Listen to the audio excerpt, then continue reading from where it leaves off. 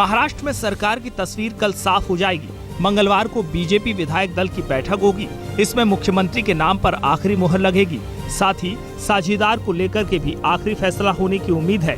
वैसे बीजेपी और शिवसेना में रिश्तों की कड़वाहट खत्म होती नजर आ रही है। कल प्रधानमंत्री नरेंद्र मोदी की चाय पार्टी में शिवसेना सांसद शामिल हुए।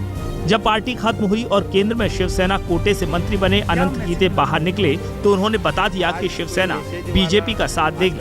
उन्होंने ये भी कहा कि वे केंद्र में मंत्री पद नहीं छोड़ेंगे। शिवसेना पुराना गठबंधन रहा है भारतीय जनता पार्टी का। ये चुनाव में यह गठबंधन नहीं रहा, लेकिन 25 साल की दोस्ती रही है और इसीलिए फिर सरकार में यदि शरीक होने का अवसर मिलता है तो निश्चित रूप में उसका स्वागत होगा। महाराष्ट्र की जनता ने महाराष्ट्र के हित में यह अवसर दिया है भारतीय जनता पार्टी और शिवसेना को। भारतीय जनता पार्टी को भी स्पष्ट बहुमत नहीं मिला है, 2 नंबर में शिवसेना है, तो महाराष्ट्र की जनता चाहती है कि भारतीय जनता पार्टी और शिवसेना का मिलकर सरकार बने। वैसे शिवसेना की ओर से समर्थन की औपचारिक पुष्टि नहीं की गई है, लेकिन बीजेपी ने महाराष्ट्र में सरकार बनाने की तैयारी कर ली है। 28 अक्टूबर को पर्यवेक्षक बनाए गए केंद्रीय गृह मंत्री राजनाथ सिंह, पार्टी महासचिव जेपी नड्डा और चुनाव प्रभारी राजीव प्रताप रूढ़ी मुंबई पहुंचेंगे। उसी दिन विधायक दल की बैठक में मुख्यमंत्री का चुनाव होगा। 30 अक्टूबर को नई सरकार शपथ ले लेगी। हमारे पार्लियामेंट्री बोर्ड ने जिनको केंद्रीय निरीक्षक के नाते भेजा है, ऐसे केंद्रीय गृह मंत्री आदरणीय राजनाथ सिंह जी, राष्ट्रीय महामंत्री और महाराष्ट्र के नए प्रभारी आदरणीय जगत प्रकाश नड्डा जी, चुनाव के जो प्रभारी रहे ऐसे आदरणीय माथुर जी और हमारे भूतपूर्व प्रभारी रहे आदरणीय राजीव प्रताप रूढ़ी जी, ये सभी नेतागण 28 तारीख को मुंबई में आएंगे। महाराष्ट्र बीजेपी अध्यक्ष देवेंद्र फडणवीस का नाम मुख्यमंत्री के लिए तय माना जा रहा है, लेकिन सीएम पद के लिए जोर आजमाइश अभी भी जारी है। एकनाथ खड़से ने फिर से खुद को सीएम के रूप में प्रोजेक्ट किया है। मुख्यमंत्री बनने की इच्छा जताते हुए कल खड़से ने कहा कि मैं 40 साल से बीजेपी कार्यकर्ता हूं और कभी भी पद और हैसियत की फिक्र नहीं की, लेकिन इस बार समर्थक चाहते हैं कि मैं सीएम बनूं। कल फडणवीस ने एकनाथ खड़से से मुलाकात भी की। नरेंद्र मोदी ने 7 RCR में कल एनडीए सांसदों को चाय पार्टी पर बुलाया। इसमें बीजेपी और सहयोगी पार्टियों के सभी सांसद शामिल हुए। 2 घंटे की मुलाकात में मोदी ने उन सांसदों से सीधा संवाद किया। उन्होंने सांसदों को भविष्य की योजनाएं बताईं, साथ ही मौजूदा कार्यक्रमों की कामयाबी के लिए सरकार की पीठ भी थपथपाई। इस चाय पार्टी का आयोजन पंचवटी हॉल में किया गया। चाय पार्टी में शामिल सांसदों के मुताबिक पार्टी के दौरान पीएम ने भाषण भी दिया, जो काफी प्रेरक था। पीएम ने कहा कि सभी सरकारी योजनाओं के केंद्र में गरीब हैं, चाहे वो जनधन योजना हो या कोई और योजना। पीएम ने सांसदों से कहा कि हम में गरीबों के हालात बेहतर करने की क्षमता है, हमें सिर्फ अपना आत्मविश्वास बढ़ाना है। चाय पार्टी में पीएम ने स्वच्छता अभियान की तारीफ की। बड़े आत्मीय वातावरण में यह बैठक चला, जिसमें लोकसभा और राज्यसभा के सभी सांसद थे और कई विभागों का प्रस्तुतिकरण हुआ। माननीय वेंकैया नायडू जी ने उसका संचालन किया और देश में चाहे प्रधानमंत्री जनधन योजना हो, इस पर और विस्तार से अरुण जेटली साहब ने अपनी बात रखी। बीजेपी के वरिष्ठ नेता लालकृष्ण आडवाणी भी मोदी की चाय पार्टी में शामिल हुए। उन्होंने केंद्र सरकार के कामकाज की जमकर तारीफ की, लगे हाथ एनडीए सांसदों को प्रेरित किया और कहा कि ये हमारे लिए सबसे खुशी की दिवाली है। मोदी की चाय पार्टी में तमाम मंत्री भी मौजूद थे। उन्होंने सांसदों को सरकार की योजनाओं और कामों की जानकारी दी। वित्त मंत्री अरुण जेटली ने जनधन योजना के बारे में बताया, तो गडकरी ने आदर्श ग्राम योजना की जानकारी दी। नरेंद्र तोमर ने श्रम सुधारों के बारे में बताया। पूरे प्रेजेंटेशन का संचालन वेंकैया नायडू ने किया। लेकिन आपका घर साफ है तो आप दूसरों को जाकर के भी बता सकते हैं कि क्या क्या करना चाहिए। और उसी से जुड़ा हुआ था सांसद आदर्श ग्राम योजना, जिसके अंतर्गत 65 अलग अलग केंद्र सरकार की योजनाएं हैं और किस प्रकार से जाकर आप उन योजनाओं को उनकी भागीदारी के साथ आदर्श ग्राम तब तक नहीं बन सकता जब तक कि ग्रामीण लोग खुद आगे बढ़ करके आदर्श ग्राम न बनाएं।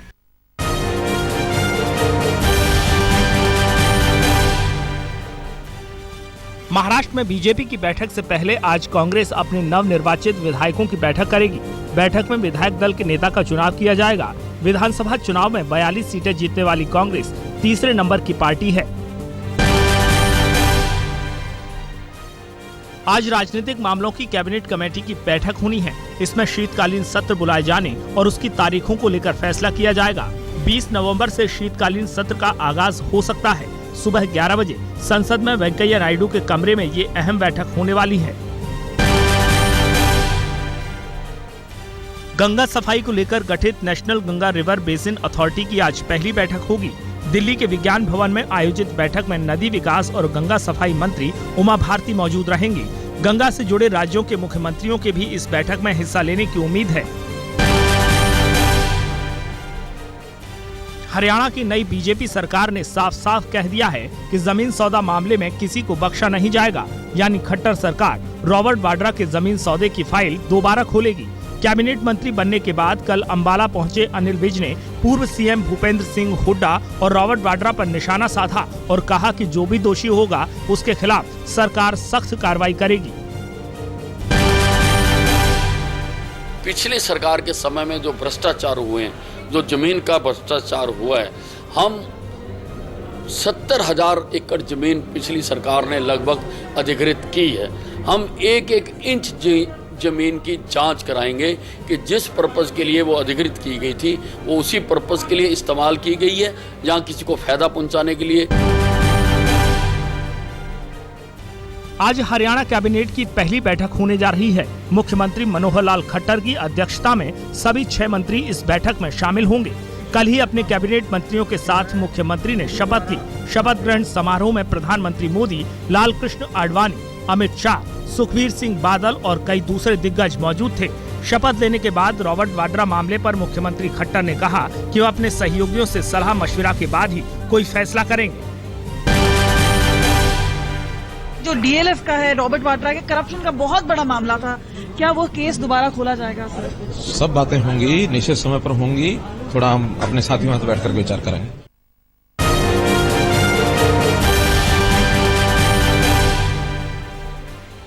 मोदी सरकार ने अब आधार कार्ड स्कीम को अहम बताया है। यूपीए सरकार के फैसले के उलट मोदी सरकार ने कहा है कि आधार कार्ड किसी भी व्यक्ति के लिए एक सार्वभौमिक पहचान है। आधार कार्ड की महत्ता पर गृह मंत्रालय ने सभी राज्यों को पत्र भी लिखा है। सरकार का मानना है कि आधार कार्ड से फर्जीवाड़े पर लगाम लगाने में मदद मिलेगी। आम आदमी पार्टी नेता अरविंद केजरीवाल पार्टी नेताओं के साथ आज चुनाव आयोग जाएंगे और फर्जी मतदाताओं से जुड़े आरोपों की औपचारिक शिकायत करेंगे। 2 दिन पहले उन्होंने ट्वीट कर आरोप लगाया था कि बीजेपी विधायकों को बोगस वोट कराने के निर्देश दिए गए हैं। उनके मुताबिक हर बीजेपी विधायक से 5,000 फर्जी मतदाताओं का जुगाड़ करने को कहा गया है। झारखंड में चुनावी सरगर्मी तेज हो गई है। कांग्रेस नेता सुबोध कांत सहाय ने झारखंड मुक्ति मोर्चा के साथ तालमेल पर कहा है कि कांग्रेस को जेएमएम से ज्यादा सीटों पर चुनाव लड़ना चाहिए। वहीं उन्होंने पार्टी के प्रचार एजेंडे को लेकर भी सवाल उठाए हैं। उन्होंने कहा कि आगामी विधानसभा चुनाव में कांग्रेस हाईकमान को प्रचार करने आना चाहिए। आज तक से बातचीत में सुबोध कांत सहाय ने कहा कि राहुल गांधी सिर्फ एक दबंग नेता ही नहीं बल्कि गरीबों की आवाज हैं। वहीं उन्होंने मोदी पर निशाना साधा है। वो जब चुनावी जो आपको जब एक मदारी से पाला पड़ गया है तो वो भाषण लोग सुनने का, ताली बजाने का, दबंग राहुल गांधी दबंग नेता नहीं है। राहुल गांधी गरीबों के वॉइस। ये तो दोनों में रोल चेंज हो जा रहा है और इसीलिए एक साफ कंफ्यूज भी हो जाते हैं और साफ प्रोजेक्शन नहीं हो रहा है। मुझे लगता है कि हमें लगता है कि जो उन्होंने शुरुआत किया है उसका कोई पैरेलल नहीं है और मोदी को दूसरे लोग जो हैं उनको काउंटर करें। झारखंड में बीजेपी की राह मुश्किल करने के लिए महागठबंधन की मांग तेज हो गई है। आरजेडी नेता रघुवंश प्रसाद सिंह ने कहा है कि हर हाल में बाबूलाल मरांडी को भी गठबंधन में शामिल किया जाना चाहिए। आरजेडी, कांग्रेस, जेडीयू और जेएमएम इस गठबंधन में पहले से शामिल हैं।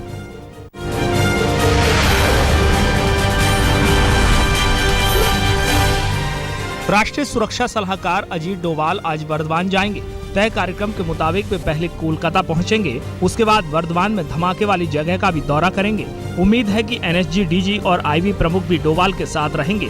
वर्धमान से लौटने के बाद कोलकाता में मुख्यमंत्री ममता बनर्जी से भी उनकी मुलाकात हो सकती है।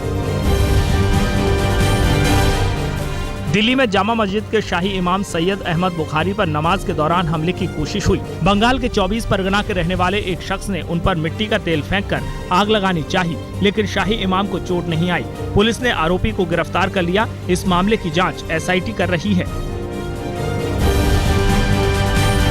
एक शख्स पीछे से आता है और बिल्कुल पहली रो में वो पहुंच गया नमाजियों की, और वहां से उसने एक बोतल उसके हाथ में थी मिट्टी के तेल से भरी हुई, और उसने मिट्टी का तेल शाह इमाम साहब के ऊपर छिड़का, और तकरीबन शाह इमाम साहब पूरे उस मिट्टी के तेल में भीग चुके थे और वो लाइटर निकाल चुका था आग लगाने के लिए। इसी बीच में सिक्योरिटी वाले अलर्ट हो गए, यूजुअल सा मूवमेंट देख के वहाँ हलचल मची, फौरन उसको दबोच लिया और वो लाइटर जला नहीं पाया था, इससे पहले ही उसको दबोच लिया गया। दिल्ली के त्रिलोकपुरी में 2 गुटों में झड़प के बाद अब शांति है। कल प्रशासन ने पूरे इलाके में धारा 144 लगा दी थी। पुलिस और आरएएफ की कई कंपनियों को त्रिलोकपुरी में तैनात कर दिया गया। 24 अक्टूबर की शाम यहां झड़प हुई थी।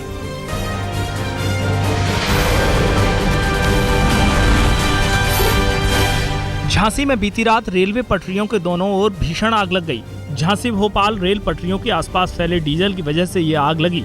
डर से इलाके के लोग घरों से बाहर भाग गए। हादसे की जानकारी मिलते ही फायर ब्रिगेड की गाड़ियां मौके पर पहुंची और आग पर काबू पाया। कई घंटे तक आग की वजह से अफरा तफरी मची रही। लुधियाना में तेज रफ्तार BMW कार पेड़ से टकरा गई। हादसा इतना भीषण था कि कार के परखच्चे उड़ गए, उसके 2 हिस्से हो गए। कार में सवार 2 युवकों की मौके पर ही मौत हो गई, जबकि तीसरा कार चला रहा युवक बाल बाल बच गया। पुलिस के मुताबिक हादसे के समय कार की रफ्तार करीब 140 किलोमीटर प्रति घंटा रही होगी।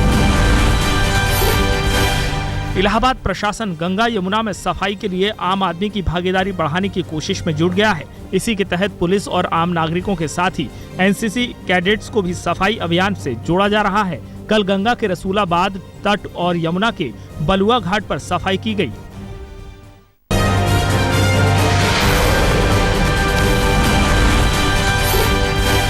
दिल्ली से सटे गाजियाबाद में नगर निगम के एक कर्मचारी की अपहरण के बाद हत्या कर दी गई।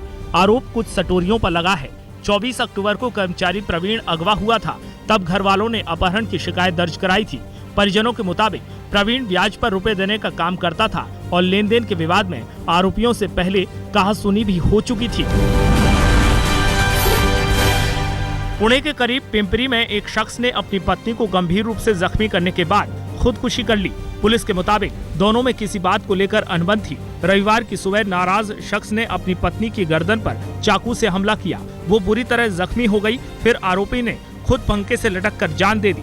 पुलिस को सुसाइड नोट भी मिला है। चिट्ठी में लिखा है कि उसकी मौत का जिम्मेदार दूसरा कोई नहीं बल्कि वो खुद है। राजस्थान के उदयपुर में एक महिला ने अपनी सगी बेटी की बेरहमी से हत्या कर दी। पुलिस की जांच में यह खुलासा हुआ है कि महिला को 3 बेटियां थी। इससे परेशान होकर उसने अपनी तीसरी बेटी की हत्या कर दी। सुराग मिलते ही पुलिस ने आरोपी मां को गिरफ्तार कर लिया है। पटना में एक निजी अस्पताल में काम करने वाली महिला कर्मचारी के साथ अस्पताल में ही गैंगरेप किया गया। पीड़ित महिला ने कंकड़बाग थाने में केस दर्ज कराया है। पुलिस ने 2 आरोपियों को गिरफ्तार कर लिया है। गाजियाबाद के वसुंधरा में सम्मोहन कर लूटपाट का मामला सामने आया है। एक ज्वेलरी दुकान मालिक का आरोप है कि 2 आरोपियों ने उसे सम्मोहित कर 4 लाख से ज्यादा की ज्वेलरी और कैश लूट लिए और फरार हो गए। दुकान मालिक को जब इसका पता चला तो होश उड़ गए। आरोपियों की तस्वीरें सीसीटीवी कैमरे में कैद हो गईं। पुलिस सीसीटीवी तस्वीरों की जांच कर रही है। झांसी के सीपरी बाजार इलाके में दलित समुदाय के 2 लोगों के साथ मारपीट की वारदात हुई।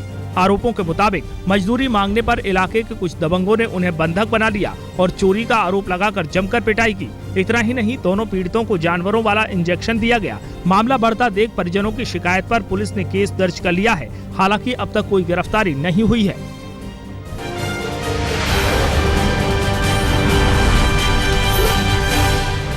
गुजरात पर चक्रवातीय तूफान का संकट मंडरा रहा है। मौसम विभाग ने आशंका जताई है कि नीलोफर नाम का तूफान उत्तरी गुजरात के समुद्री इलाकों में तबाही मचा सकता है। 31 अक्टूबर तक नीलोफर के कराची पहुंचने की आशंका है। हवाओं की रफ्तार 145 किलोमीटर प्रति घंटा हो सकती है। इंटेंसिफिकेशन होकर एक साइक्लोन स्टॉर्म में परिणत हो गया है और ये लगभग 1270 kilometre west south west of Mumbai से केंद्रीभूत है। ये जो नाम नीलोफर है ये पाकिस्तान का प्रपोज नेम है और इसका मतलब है कि फ्लावर। छठ के मौके पर बिहार जाने वाली ट्रेनों में भीड़ कम नहीं हो रही। कल नई दिल्ली स्टेशन से 3 स्पेशल ट्रेनें चलाई गईं। इसके बाद भी प्लेटफॉर्म पर जबरदस्त भीड़ दिखी। लोक आस्था का महापर्व छठ पूजा आज नहाय खाए के साथ शुरू हो जाएगा। इस पावन पर्व को लेकर बिहार और पूर्वी उत्तर प्रदेश के अलावा देश के कुछ दूसरे शहरों में भी तैयारियां आखिरी चरण में हैं। कल बीजेपी सांसद शत्रुघ्न सिन्हा ने कई घाटों पर जाकर साफ सफाई का जायजा लिया। पटना में घाटों की साफ सफाई की जा रही है। इस बार यहां हिंदू मुस्लिम भाईचारे की अनूठी मिसाल दिख रही है। मुस्लिम महिलाएं भी खुद गंगा नदी के किनारों की सफाई में जुटी हुई हैं।